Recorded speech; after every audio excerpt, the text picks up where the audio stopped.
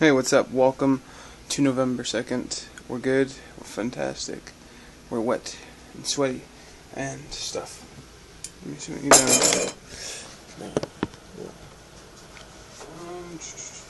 I'll have my chair down.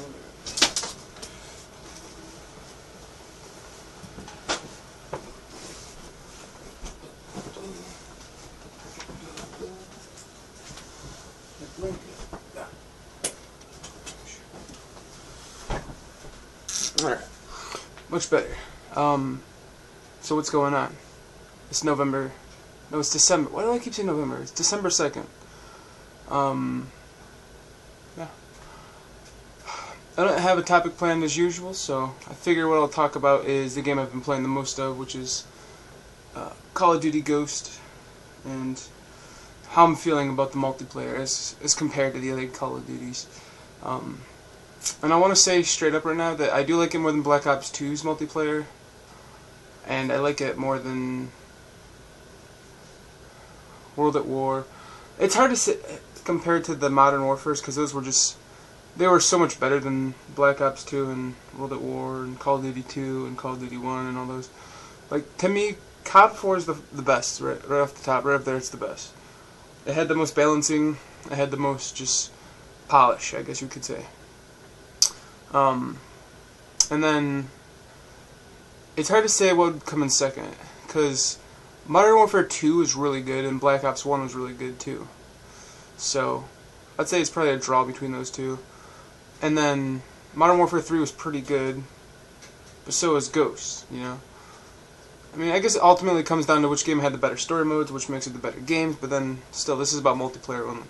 And I don't know, I guess you could say I'm just liking Ghost. It's good. It's better than Black Ops 2. It's nice, refreshing, a little change of pace. It's still pretty damn similar to, you know, COD formula, but they've still added. This is probably the most drastically different Call of Duty.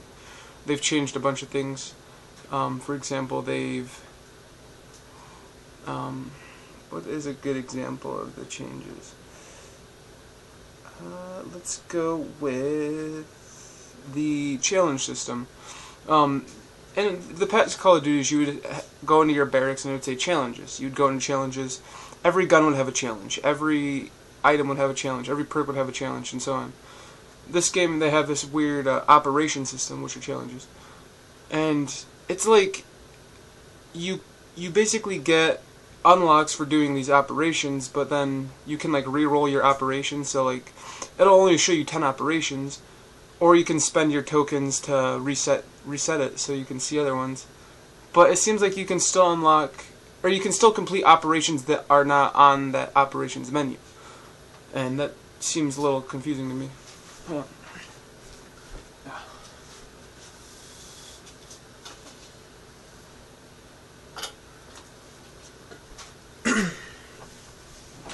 So, they don't fully explain the operations thing to you. I'm starting to get a bigger hang of it, because I have completed operations that I haven't even had selected, you know. So, like, for example, let's say you had, you basically have 50 operations at any given time. And then, let's say you had the operation for getting 250 kills with sleight of hand on, okay. Now, let's say you didn't want to level that one up in your operations menu, so you'd want to level up, say, Stalker. What would happen is, it seems like it doesn't, like, my question is, does it still level up Stalker if Stalker is on your operations menu, or does it not? Because it feels like I've completed a couple operations that I haven't even seen on my list of operations, which means that they're hidden, but why are they hidden? Like, it'd be cool if you could see all of your operations at once. I don't know why they have to restrict your operations. I get that it's a way for you to spend your what are they called? Squad points.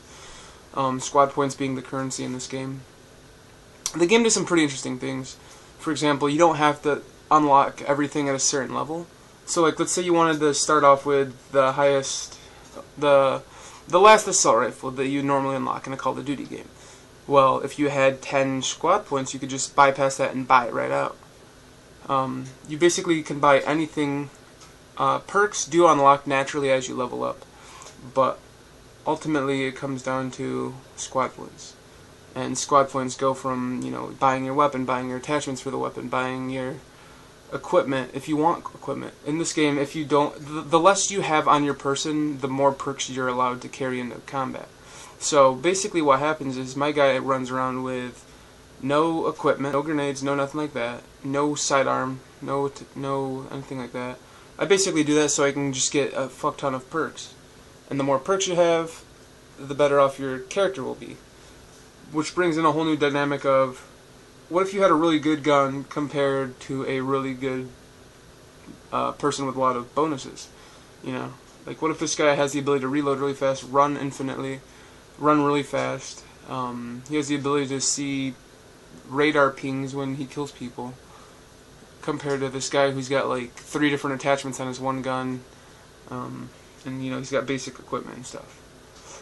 There's a lot to play around with in this game, and you actually create your character this time around, which plays into the prestige system. You have 10 slots, and each slot is a character, and you pick between male, female, you pick between what they're wearing.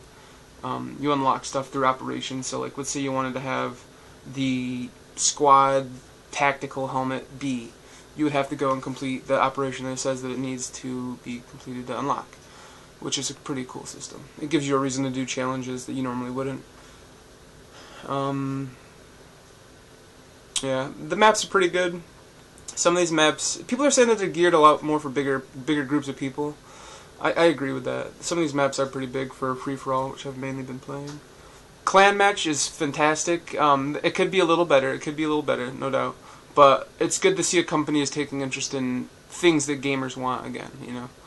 We want clan match, okay? Talk to anybody from the Halo 2 generation, they'll tell you, we want clan match, okay? That being said, I'm liking Call of Duty Ghost. It seems pretty fun so far, and I'm only level 35, so I'll probably talk more about it in the future. That being said, I have to go do a shower. Bye.